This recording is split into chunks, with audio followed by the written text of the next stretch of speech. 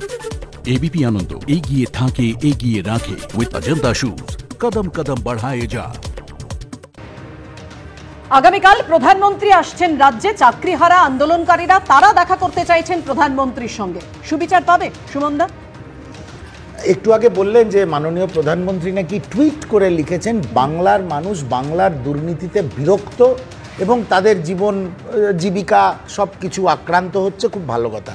আমি মাননীয় প্রধানমন্ত্রীকে এই এবিপি আনন্দর প্যানেল থেকে প্রশ্ন করার চেষ্টা করছি বা প্রশ্ন করছি বাকায়দা যে বাংলার মানুষ বিরক্ত, তাতে আপনি কি করেছেন?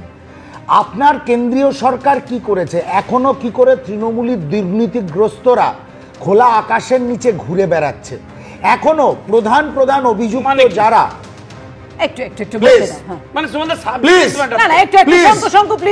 একটু বলতে দিতে হবে সুমনদাকে। সুমনদা বলে নিক, অবশ্যই তোমার রিঅ্যাকশন নেব। কিসের আন্ডারস্ট্যান্ডিং আপনাদের রাজ্য সরকার? কি সাবজুডিস কথা? সমস্যাটা কি জানেন তো?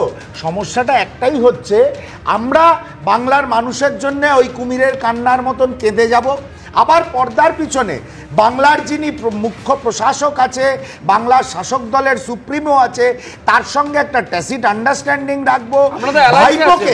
ভাইপোকে ভবিষ্যতে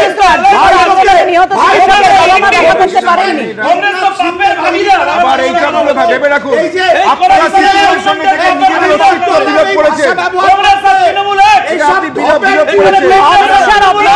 কিন্তু দেখা করতে পারেনি। এবার সম্ভব হবে?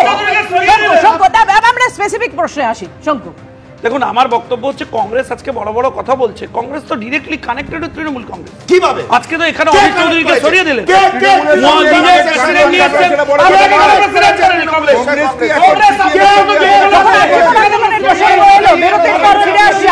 আন্দোলনের অন্যতম তিন চিকিৎসক, তাদের পোস্টিং ঘিরে বিতর্ক। এই নিয়ে আলোচনায় ফিরছি ছোট্ট বিরতির পর।